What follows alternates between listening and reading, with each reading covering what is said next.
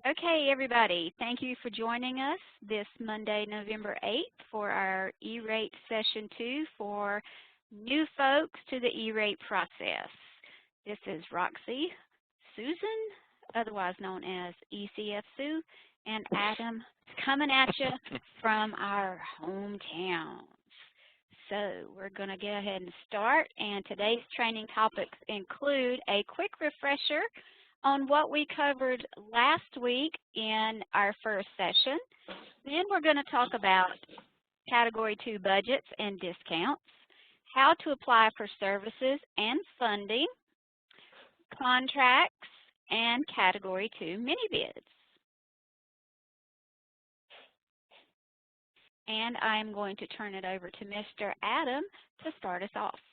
All right, hope everyone's doing well today. So just as a quick recap from last week, your discount rate is based on your National School Lunch Program. And we're going to go over quickly again how you calculate your library discount rate and a quick what does E-Rate pay for in the two different categories we learned about in our first training. So there are two different designations, which are urban and rural, and your Category 1 percentage goes from 20% to 90%. Your Category 2 is 20 to 85. And if you want to go back and dive into that a little bit more, you can head over to our website, and that has information as far as a little more specifics for that. Just wanted to give a quick refresher now. And then just another quick is how to calculate your library discount, which is you determine where the main branch of your library is, what school district that is in, and then you use their National School Lunch Program percentage, and that's how you calculate it for that school district. All right, and what does it pay for? So again, we have two categories. Category 1 is your broadband services, your WAN, etc. And then your Category 2 is your network equipment and services for the management and maintenance of your eligible, keyword there, equipment used for the connectivity within your school or library. And here's another quick few examples of the Category 1s you may run into. Your cable modem, Ethernet, leased dark fiber, and then a few of the other that are on the list if you want to recap that may not be as popular.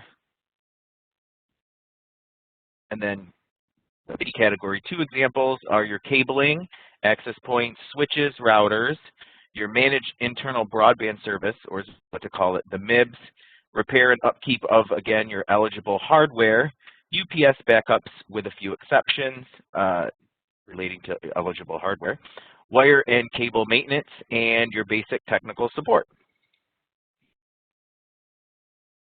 And then we lead into the budget part of it, which is important. So your Category 1s do not have a budget, meaning you don't have to stick to a certain budget for your WAN or your internet service.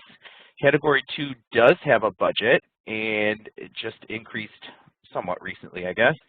So it is now $167 per student that you have in your charter or district, and for libraries, it is $4.50 per square foot. Category 2 budgets now are beginning in funding year 21, which we just are finishing up now.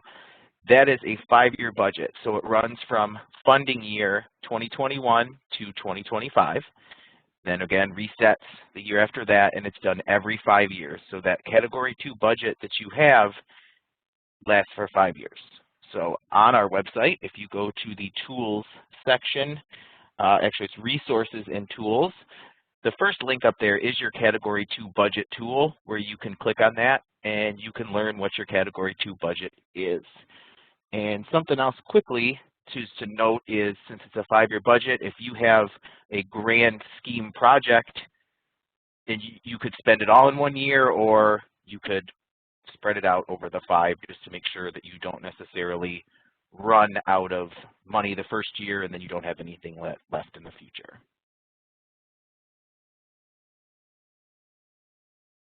All right, and here's a kind of a quick how E-rate works as far as a Category 1 example.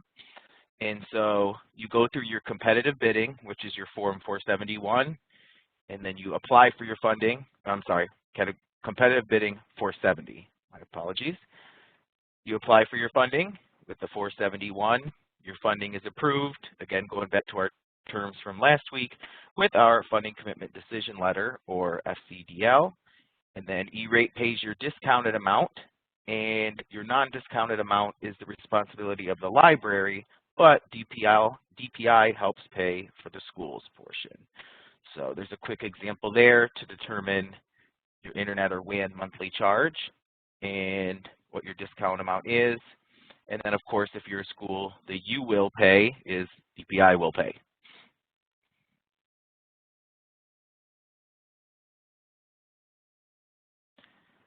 And tying back into how does DPI help, Category 1, so with NCREN, when you're part of the NCREN network, that means that that is free internet to your schools with the firewall and content filtering.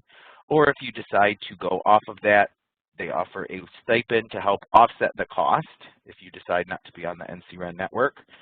And with your wide area networks, they pay the non-discounted portion, like I talked about in the last slide, to cover the full cost of your WAN if you have multiple sites or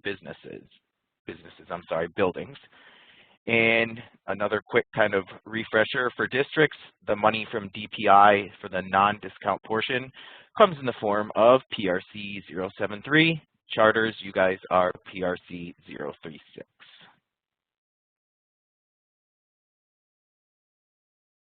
For Category 2, we have what's called the SMC, or State Master Contract. So that for everything that is eligible for your Category 2 items, all those items a few slides back, the state, basically DPI goes through and does everything as far as picking out the master contracts and everything to help you not have to file a 470.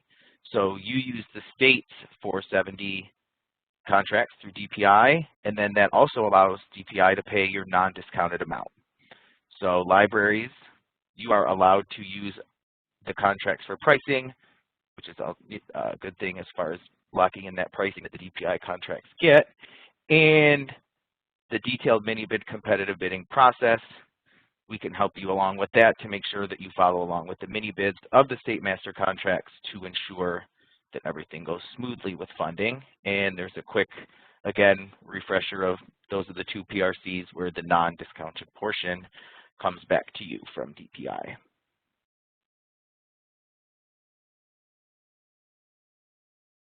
And here's a quick graphic of key forms. And if you see, there is a orange box highlighted over 470 and 471.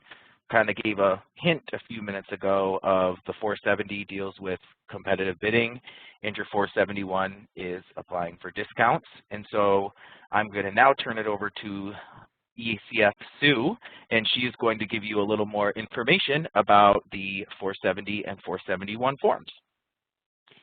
Exactly. This is Roxy first, though. I'm going to stop, since this is a good break in information, and ask, is there any questions on what Adam has covered before we move forward? And let me quit playing with the computer, so I will quit messing up the slides. Oh, Roxy, you're so hands-on. I am so hands-on. I do have one question that fits into what Adam was talking about that someone has posted. That's asked about the percentage for NSLP and how that is calculated and when that information gets updated. That's an excellent question.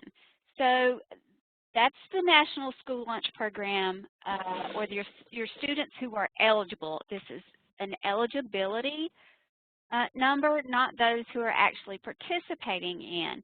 So if you are at a charter especially and you're not participating in the National School Lunch Program, or and you find another way to determine which students are eligible at your school, whether it be a survey or some sort of a direct certification, whatever your school decides to do, and you report those numbers to Raleigh, okay, to the school nutrition office. We get those numbers from Raleigh in December, and we send to you what's called a state valid file. Actually, we get the numbers this month in November. We send to you in December a state valid file. And on that state valid file, we have your October enrollment and your October eligibility numbers for the National School Lunch Program or free and reduced lunch, whatever you want to call it, or if you're CEP, which is where everybody is free and reduced lunch. And then you put those numbers into your profile in EPC. So every December, you update that information. And then before the window opens for filing for funding, that information is locked, and it stays locked until after the window closes. And you should not update it again until the next December, okay? So when you're using our State Master contracts and we're paying the balance of what's not covered by E-rate, really if you're, 10% or 20% or 30%, it really doesn't matter because we're paying the balance. So we want to get you as close as possible. So that's why it's important that you report the numbers to Raleigh accurately so they can send them down to us when we request them. And we've already made the request for October's data because that's the closest data we can get so that we can make the form in November and send it to you in December. Okay? Now the problem right now is, as in was last year, is that the USDA has said all children can eat free because of COVID. So everybody's at 100% eligible for free and reduced lunch. Everybody's eating free right now. So we're having to determine what the best data is to report to USAC and the FCC for these numbers. And they've said we could use the last best data, which was before COVID hit. So we're trying to determine what that last best data is at all of our school sites. So that's how we get those numbers. It's the numbers that you collect at your school from your families and that you report to the Child Nutrition Office in Raleigh and that we bring back down and put in what is called the state valid file. And you have to, whether you apply for E-rate or not, for any funding, you must update those profiles once a year, and that's in December. Do I have a sample survey to gather the correct data? No, I do not have any sample surveys, but I'm sure some other charters may, and you might could be able to Google them, to Google a sample survey. I don't have any. The charter office may have some as well, but I don't have any. Those are very good questions. Are there any other questions based on anything Adam has said about your eligibility or how the program works or how DPI works to fund the non-discounted portion for you before we move on to actually looking at a 470 and a 471? So the 470 is for competitive bidding. As he said, you really are only filing a 470, number one, if you have a WAN, which is multiple buildings on your site, and that's not on the same campus. That's, a couple miles down the road from your main building. Or if you're not going to use our Category 2 State Master contracts. If you're going to use ours, you don't have to worry about a 470. Everybody does 471s. Everybody. Okay? All right, so I'm going to be quiet and let ECF Sue talk about sorry, Sue. I know we're aggravating you. Okay, one more question before we move on. Which online profile do we update? Our CFO is very involved, and she may do it. This is the person who is your admin in EPC, which is the E-rate portal, is the profile you're going to update. So whomever is doing E-rate in your school district or at your charter school is the person that's going to update the profile inside of EPC. EPIC. E-rate productivity, whatever that thing is. Productivity what? I'll call it Central. Yeah. Yeah, I think it is. whatever that thing is. I just call it EPC. But that's the profiles we're talking about. So for a school district, each of your schools has a profile and it has to be updated. And for a charter, it's just your main profile of your charter school. Okay, so that's what gets updated. And if we have time at the end, I'll show you what a profile looks like. Okay, next, Sue. Well, thank you so much for that kind introduction. Thank you so much. Just remember this, karma is what it is. I know. And it's coming. I know.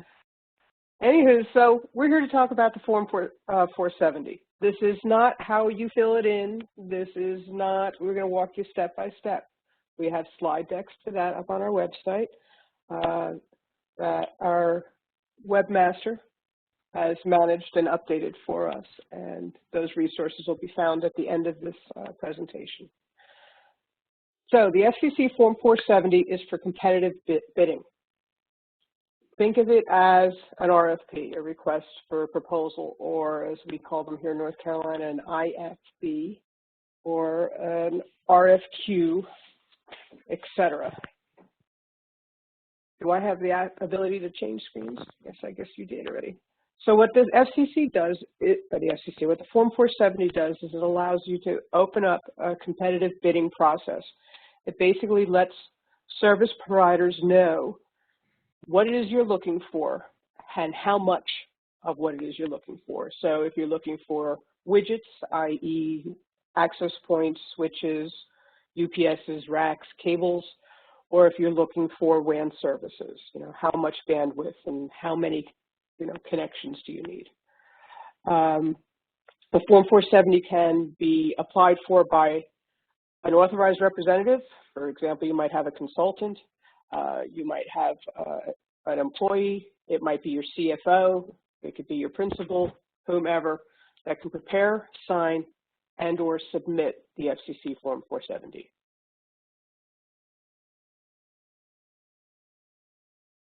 There are competitive bidding requirements.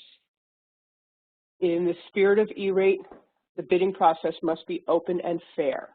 Open as in it is shared with all bidders. If you get a question from, Joe's Cable Company, do you prefer Cat 6A or just Cat 6 is okay? You have to have that same communications with all bidders. It has to be fair. Every bid must be evaluated fairly and equally.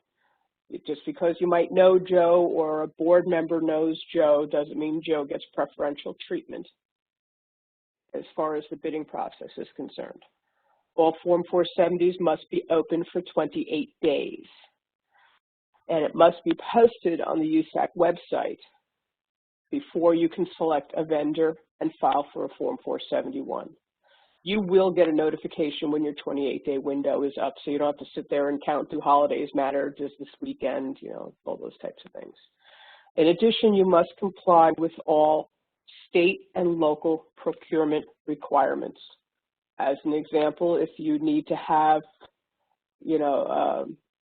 put an ad in the paper because it's over, it's a capital expenditure or something to that effect, you have to follow those rules. Next slide. Thank you. When you're requesting information, so that RFP I mentioned earlier, they can be created to describe the specific needs and circumstances in detail. For example, if you're building on a network wiring closet and you know that you're going to need a rack and you want it to be, an 8-foot rack and you want it to have the cable management and all those types of things in it. All of those very detail specific items would go in your RFP. USAC will refer to that RFP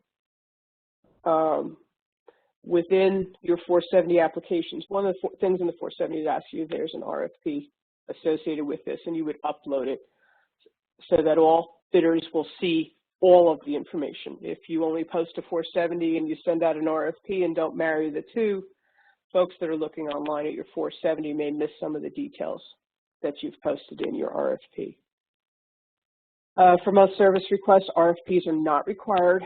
However, you must issue an RFP for some requests, or again, if you're required to do so, per your state and local procurement rules. The services on the 470 must match the RFP. And all RFPs and RFP documentation must be attached to your Form 470 in EPIC, which is the E-rate portal. I'm trying to say three things at once.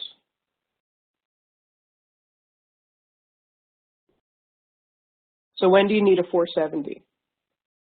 Anytime you're looking to get new or renew services for your internet or WAN. That's your category 1. Anytime you're looking to get new services for category 2, if you are not using the North Carolina State Master Contracts, or as we're going to refer to them as SMCs. C1 and C2 can be filed on the same 470.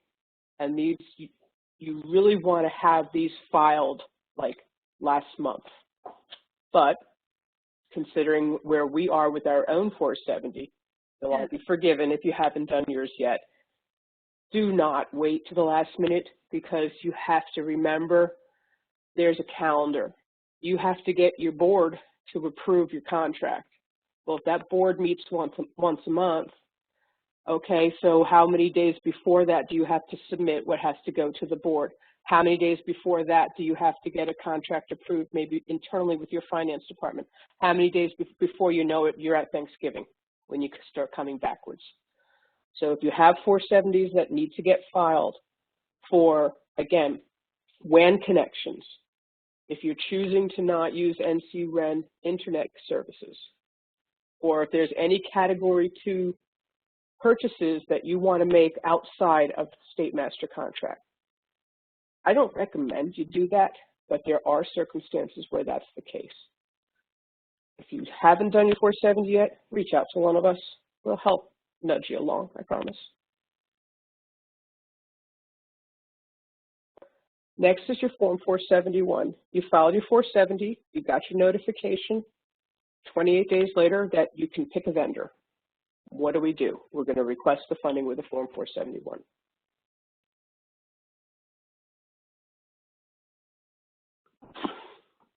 Again, time sensitive as far as when you can file your 471 starting date and what the last and final day is, and that's known as the filing window. These filing windows are determined by USAC. Recently, since they've gone to this 5-year budget bucket, they've been pretty consistent, opening them in mid-January and closing them on my birthday.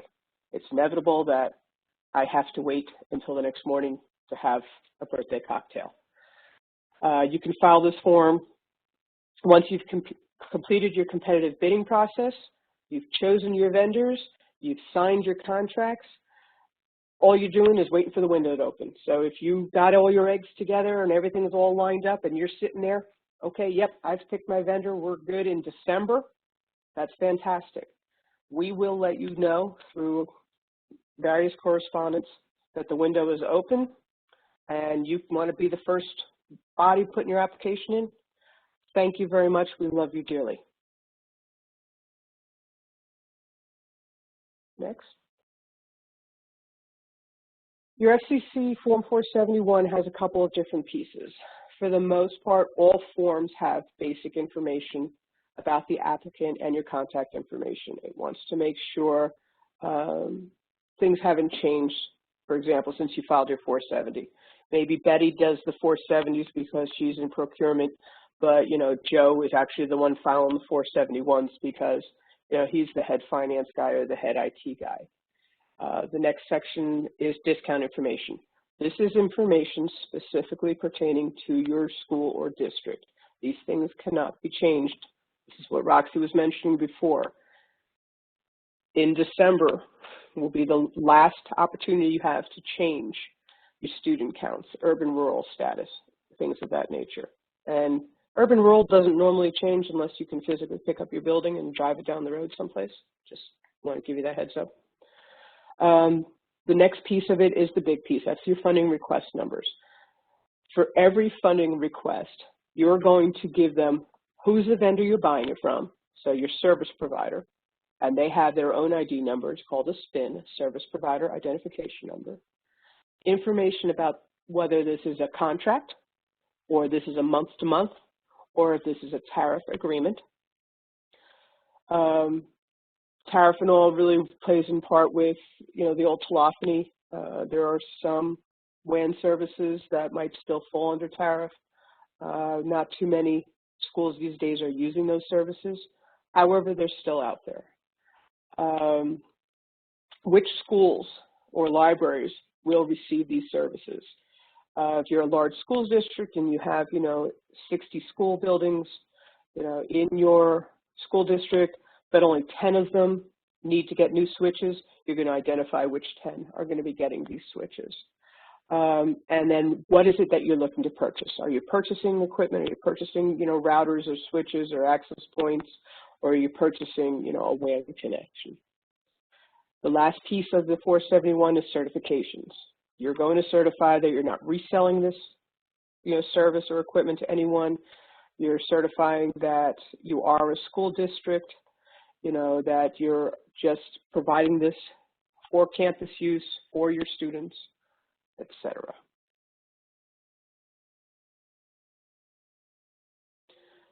When do I need to file a 471? Every year if you have recurring services. That's known as Category 1 or C1. That's your WAN, that's your internet. Every year you plan to purchase Category 2. Those of you are becoming more and more familiar with wireless access points and having to have licenses to use said access points. When you first purchased the equipment, you may have purchased them with a 3-year license, for use of that. Okay, so you're covered. But if they're once a year, then you have to, file for those licensing costs for those devices each year. Category 1 and Category 2 must be separated on a Form 471. Remember the Form 470, they could be, together. On the 471, however, they need to be separate. And again, this filing window is usually mid-January to the end of March.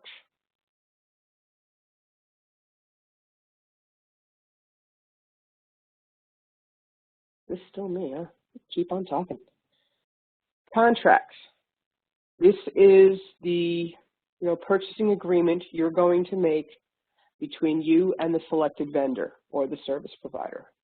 The contract that you sign must be uploaded in the contract module of the portal before you file your Form 471. Trust me, I have done this a number of times where I've gone to go file the 471 and said, oh shoot, that's right, I got to get the contract in. Good news is your 471 will be waiting for you when you go back and close the form and go back to the contracts module. Services and funding requested on the 471 must be tied back to this contract. So you cannot upload a contract for the purchases of a UPS and then have the cabling run for your access points refer back to this contract. You have to have your cabling contract, you have to have your UPS contract. They might be the same in the same contract, then that's fine. But if they're not, and most often they're not, they have to be separated. This slide deck is available on our webpage, so that hot link that says click here for how to upload a contract in Epic, it's there. And just so you'll know, for Category 2, we have all those contracts uploaded.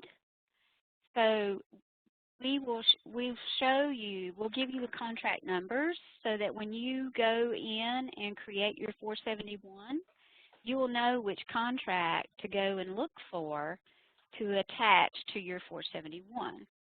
So you don't have to upload all those contracts. I mean, we have 86 of them in there. So really the only contract you'll ever upload is if you're in a WAN situation and you'll upload your WAN contract, or if you're doing your own competitive bidding, like Sue said, for something outside of our Category 2 contracts, and you go,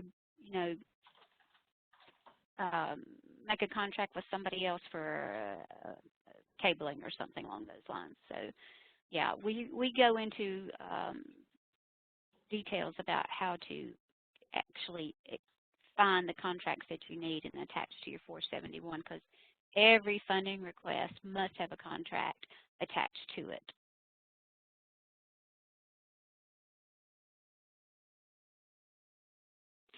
And the last piece of my little spiel here are the mini bids. Part of what the state of North Carolina has done with their state master contracts is put together, as Roxy mentioned, 86 different contracts all onto one nice little sheet in a whole big format so that you can actually go through a mini bid. You can list a summary on the front page of the work you're looking to get done, all of the things associated with this project. You'll send this out to that whole group listing in an email that, you know, school, America's School is looking for, you know, this project to be done. Please have all bids, you know, submitted by such and such date. They will then respond either no bid, or they'll provide you a bid for what their services would be based on what you're looking for. This is considered a competitive bidding process. So this way, all your little requirements are there for your 471. It's open and fair. You must keep all of the correspondence.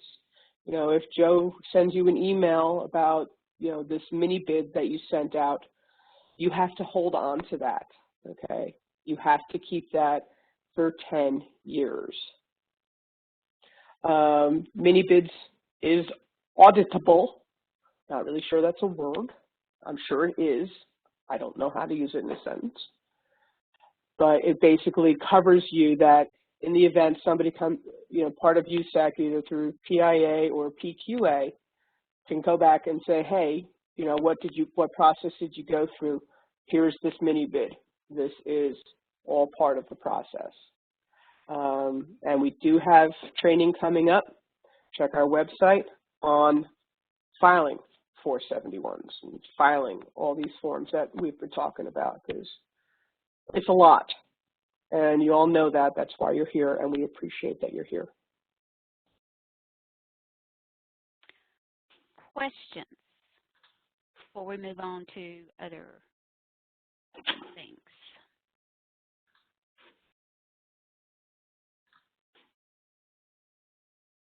You can put them in the chat box if you want to. Can you specify brands in this request? So you can, I'll show you on the mini bid what you can do. The E-rate rules say you can specify a brand, but you must say or equivalent. So if you run a Cisco shop and you want to say, I want the Cisco switch, and then you say or equivalent, okay? Once you get your FCDL, can you change a service provider if they no longer have the solution available? You can, and you have to do that through a substitution form, a service substitution. I think that may have been an ECF question, Roxy. I'm not sure. Paul, Paul, yeah, is that ECF or E-rate? Because we did start the conversation with FCDLs for ECF earlier. Okay, yeah, because that is definitely a different thing. Yes. And Paul, to answer your question, is that if it is ECF, yes, you can change your service provider. Within ECF, there is an opportunity for post-commitment changes, and we can meet separately to discuss that.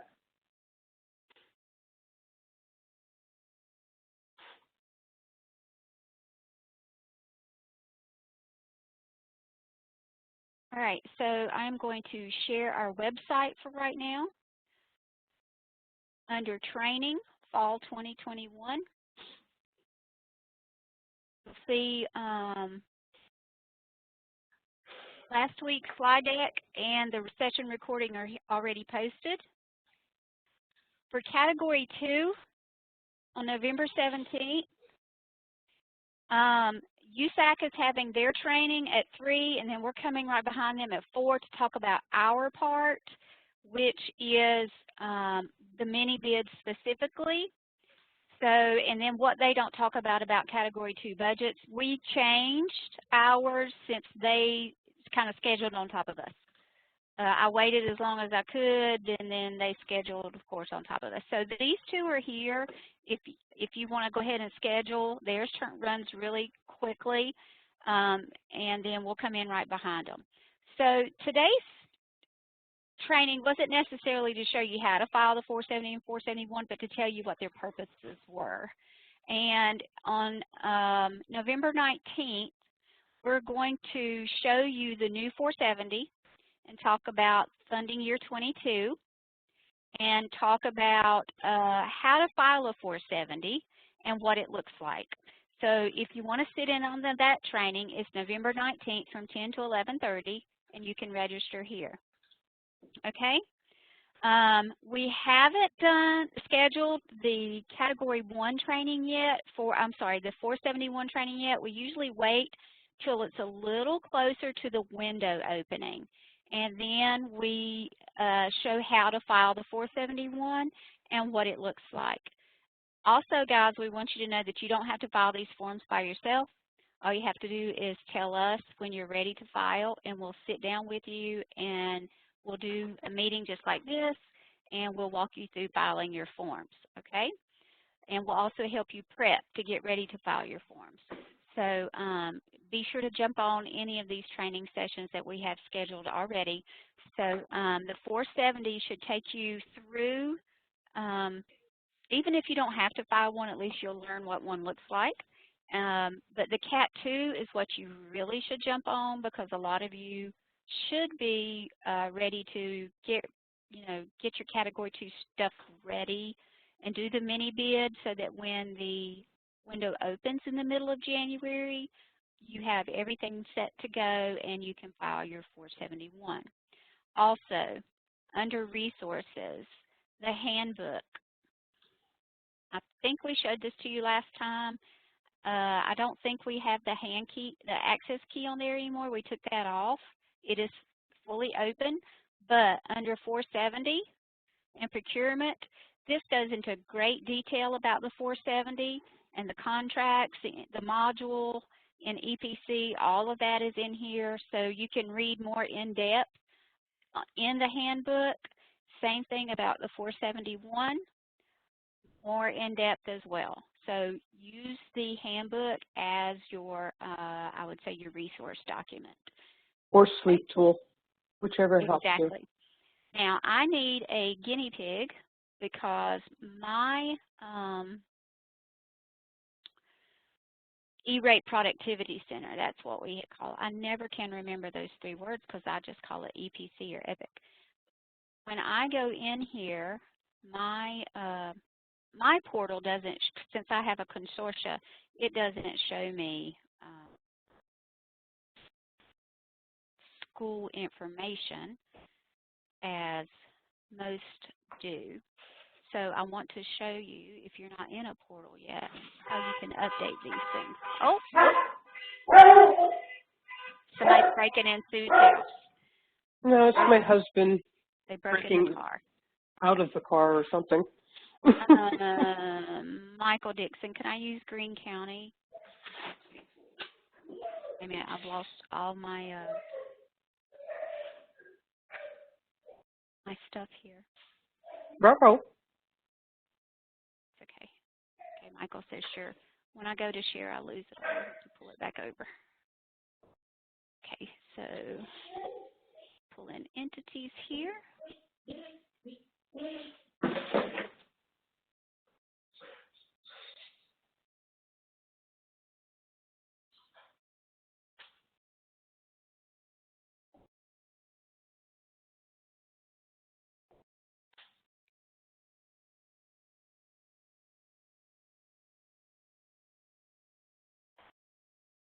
Okay, so can everybody sees this, Sue? See this clearly? Yes, ma'am. Okay, so this is Greene County School District, and this is the parent for the school district. And if you're a charter, you'll just see this parent page. But and And you can see eSmart Public School District, and I'm going to go to additional information. I'm going to go to related organizations and related entities, and these are all the child entities or the schools underneath the parent. So I'm just going to pick an elementary school here. And I'm going to click Manage Organization. It should not let me do this because, see, I'm not. Yes, you're not allowed. But as the account admin, which he is, he's going to go in, and if you are the account admin, you would click Manage Organization. And when you do, all these areas here become live, and you get a box around them, an editing box. So the things that you can check now are the spelling of all the school names, the phone numbers, the addresses, counties, make sure they're right.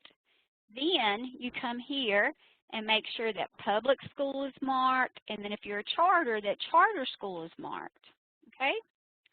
Then come down here. If you're a school district, and this is a child entity, you would put yes, it's part of a school district. If you're a charter, this is no, nothing is marked here because I think this is a checkbox. But you need to put the state school code and the LEA code. And for charters, you're like 2 digits and a letter, okay?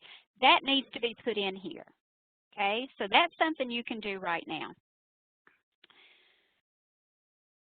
And then you'll see your rural or urban status, and you should be able to see latitude and longitude. Okay, so that's important. And for the most part, folks, it'll actually take that information based on your street address.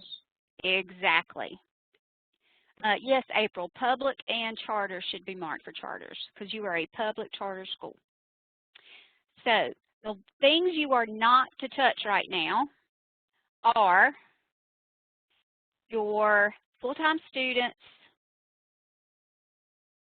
CEP information, and the number of students eligible for the National School Lunch Program. All of this information here will come to you in December with the file that we're going to send you called the State Valid file, okay? So don't touch it. Just leave it be. But if you have a lot of schools in your school district, if you're a big school district, you definitely want to go make sure that your addresses are right, your phone numbers are right, that all the boxes are correctly checked. I mean, if you're Charlotte, Mecklenburg, Wake County, those huge ones, or even if you've got 20 schools, you still want to make sure all this stuff is correct.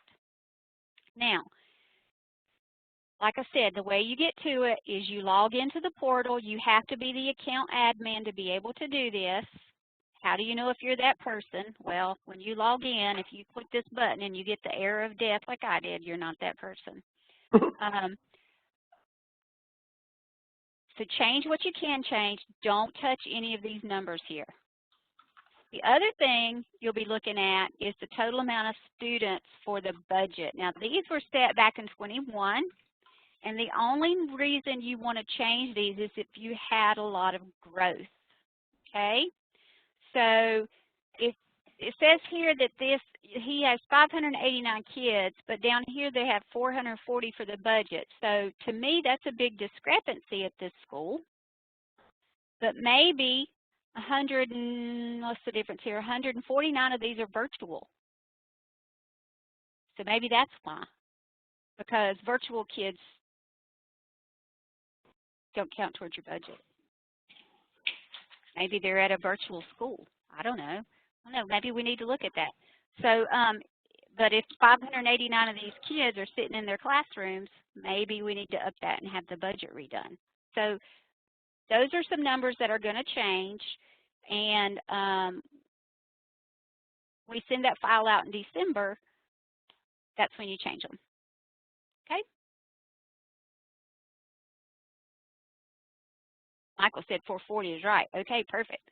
So then we need to change the number of full-time students. Okay, so anyway, we'll look at those numbers COVID has sent us all into a tailspin with what numbers to report. And remember, this past year, we didn't really change any of these numbers, and that might be where that's come from because of we didn't do a new valid file last year because of COVID. We used numbers from 2 years ago. So everybody might have some different looking numbers this year, but that's how you get into it. So you log into the portal. If you're the account admin, you click Manage Organization, and you make your changes. The kicker is, folks, some people never change these numbers. And that's big. They have to be updated yearly, whether you apply for E-rate or not. Okay? Why, you say? If I'm not applying for E-rate, why? Okay, here's the kicker. If you are on the state's internet, NCREN, you are in our consortia. I could pull up my BIN right now, and your school or school's district is in there. That means these numbers are counting toward my numbers as a state. And if they're wrong, your numbers make my numbers wrong. My numbers have to be right, therefore your numbers have to be right. So that's why your numbers have to be changed. And there's no way I can go in and change over 300 school systems, charters and LEAs by myself, or with Sue, or with Adam. There's just 3 of us. So your numbers have to be right because we use E-rate too to help us pay for the internet as a state. So that's why everybody has to change their numbers, okay? But that's what those profiles look like. So this, when I say profile, this is what a profile looks like. So this is West Green Elementary School's profile. That's their profile. Thank you, Michael, for letting me be letting me use your school as a guinea pig. Okay? All right, so I'm going back to